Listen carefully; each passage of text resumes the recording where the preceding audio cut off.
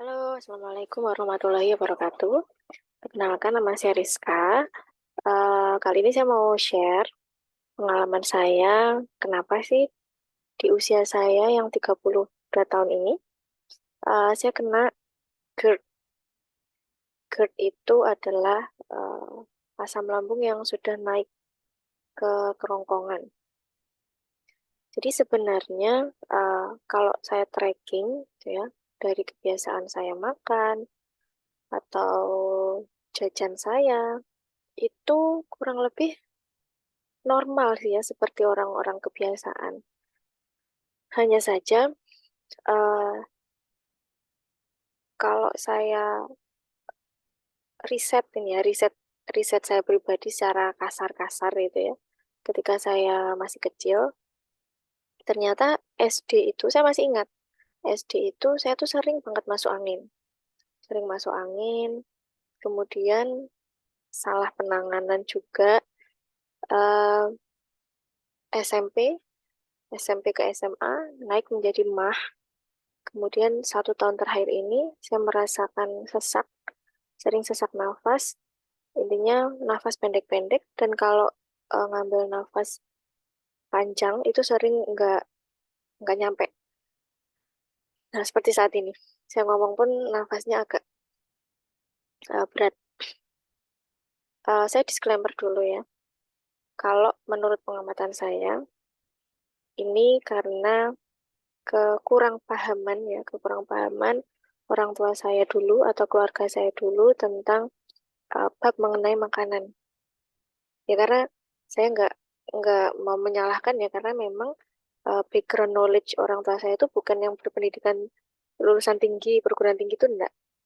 Jadi hanya lulusan sekolah menengah saja. Dan saya pun memaklumi ini bisa menjadi pembelajaran saya nanti ketika jadi orang tua atau mungkin yang melihat video saya ini supaya lebih aware gitu ya. Jadi penyebab saya kena GERD ini complicated sekali ya. Nggak serta-merta langsung kena. Karena GERD saya ini kronis, bukan yang akut ya. Kalau akut itu kenanya dalam waktu cepat, memburuk dalam waktu cepat. Tapi kalau kronis itu memburuknya dalam waktu yang lama. Jadi mulai dari saya kecil, saya bayi, saya dilahirkan. Langsung ya, beberapa jam setelah dilahirkan, langsung saya dikasih makan pisang, dikerok sama eh, nasi. Ini kan sesuatu yang lumrah ya kalau di desa-desa. Saya memang dari orang desa. Sesuatu yang lumrah, tapi ternyata menurut dokter ini efeknya sangat tidak bagus karena anak bayi itu kan beberapa jaringan tubuhnya itu kan belum sempurna. Makanya kan sampai 6 bulan itu cukup air susu ibu. Nah, ini kesalahan yang pertama.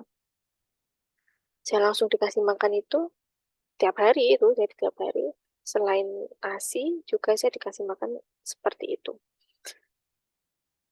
Setelah seusia saya 1 tahun, di desa saya itu ada budaya. Kalau anak usia 1 tahun udah bisa minum kopi atau makan pedes, itu berarti dia sudah gede. Nah, itu yang dipegang oleh uh, mbah saya. Kan kebetulan saya tidak hanya diasuh oleh ibu bapak, tapi juga oleh nenek saya. Usia 1 tahun saya sudah diminumin kopi sama makan pedes. Wow, oke. Kan saya sebagai orang anak kecil, jadi nggak paham ya, ikut-ikut aja. Saya juga senang minum kopi sama uh, pedes. Bahkan, oh ini udah gede nih, udah bisa minum kopi sama makan pedes. Oke, usia saya TK, nenek saya kan sering sering apa namanya masak masak kalau di daerah saya itu namanya masak jangan lombok gitu ya. Jangan lombok itu yang antara komposisi cabai dengan sayurnya, entah itu tempe atau tahu atau terong atau apa namanya nangka muda, itu komposisinya perbandingan antara cabai sama sayurnya itu banyak cabainya, bisa sampai 1 kilo 1 kali masak. Dan itu benar. Dan saya suka sekali makan itu dari TK sampai SD, SMP dan SMA. Mulai aneh, mulai aneh. SD satu lagi yang memperparah saya. SD, saya nggak pernah sarapan. Saya selalu berangkat sekolah tanpa sarapan. Nah, bagaimana orang tua saya? Kembali lagi.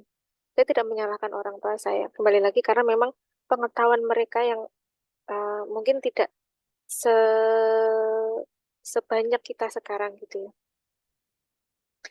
Saya tidak pernah sarapan.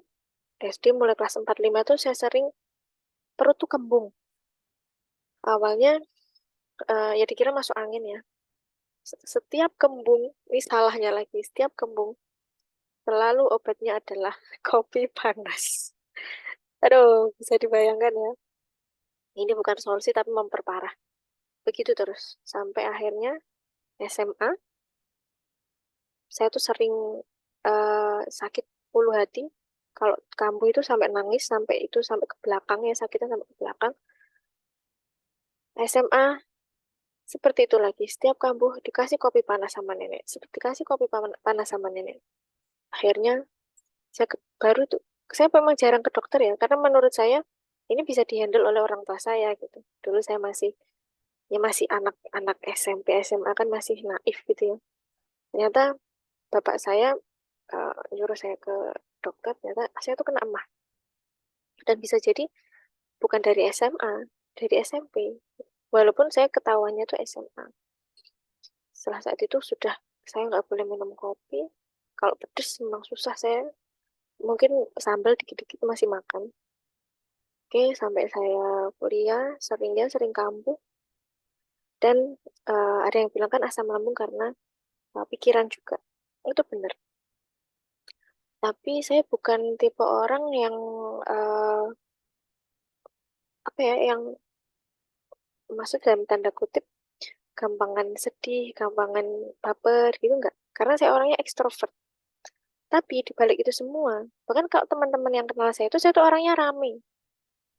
Hihi nyanyi-nyanyi di mana-mana. Tapi di balik itu semua, saya sempat konsultasi ke adik saya sendiri ya. Dia kan jurusan psikolog gitu ya. Saya belum ke psikolog yang sudah profesional, ke adik saya sendiri. Dia bilang, siapa tahu ini alam bawah sadar saya. Kemudian saya eh, berusaha mencari-cari apa sih yang membuat pikiran saya tuh memicu asam lambung saya. Selain mungkin memang lambung saya memang udah lecet dari SMP gitu ya. Kemudian eh, saya pikir-pikir, saya orangnya bukan yang, saya sampai tanya suami saya, ya aku tuh bukan orang yang gampang pingin, gampang apa ambisi harus punya rumah usia segini, punya mobil usia segini tuh enggak. Saya tuh santuy saja tuh sebenarnya. Bahkan sampai sekarang pun saya tanya sama suami, ya apakah pernah sih habis kerja misal, ya aku pengen beli ini kayak itu, nggak pernah saya bilang seperti itu.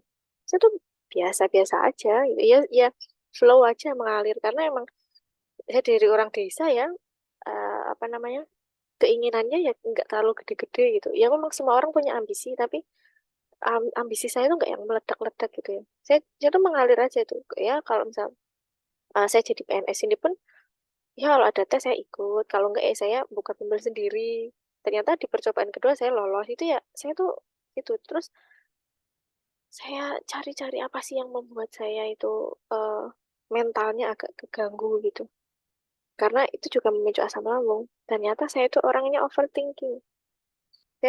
Saya tuh mencari-cari dengan suami saya. Apa sih? Saya tuh overthinking memang. Jadi saya tuh gampang trauma. Overthinking saya tuh ke orang-orang dekat, orang keluarga saya.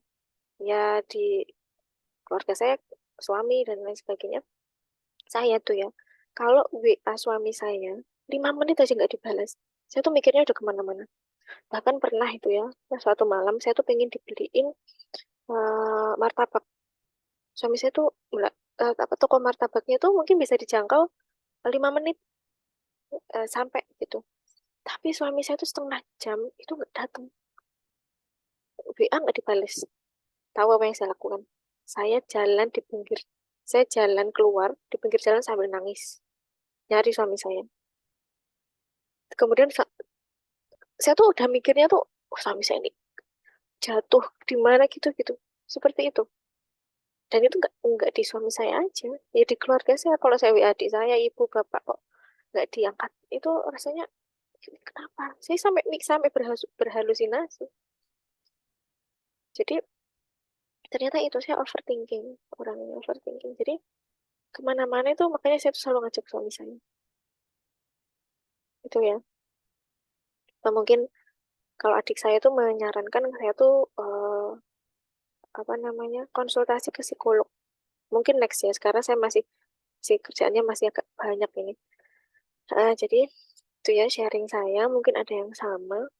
Sekarang saya dalam masa pengobatan. Karena orang asam lambung tuh kayak sehat-sehat aja kalau nggak kambuh tuh. Tapi kalau kambuh, kalau saya pas kambuh, saya tuh nangis, rasanya tuh pengen pingsan aja biar nggak ngerasain sakit.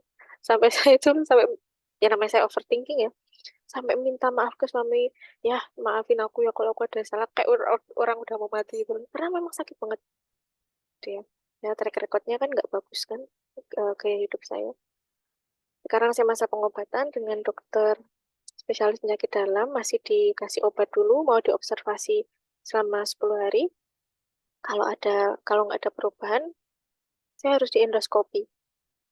Ya mungkin kalau udah tahu di endoskopi itu ya dimasukkan kamera melalui selang. Jadi dilihat itu lambung saya itu gimana keadaannya. Dan ketika saya dikasih tahu itu pun saya juga biasa aja gitu loh. Kayak yang, aduh gimana. Ya takutnya tuh cuma takut kalau sakit gitu aja. Ya itu, mungkin apakah ini sudah masuk anxiety atau kecemasan atau gimana saya kurang paham. Cuma itu hanya eh, analisis saya secara pribadi saja. Dan memang beberapa masukan dari dokter saya. Saya sudah ganti dokter spesialis dalam tuh udah 2 kali ini sih. Jadi sharing saya ini eh, semoga bisa menjadi pelajaran bagi orang-orang yang lambungnya masih sehat. Lambung kita tuh kuat banget kok sebenarnya. Ya kita aja yang mendolimi diri kita sendiri. Ya, Assalamualaikum.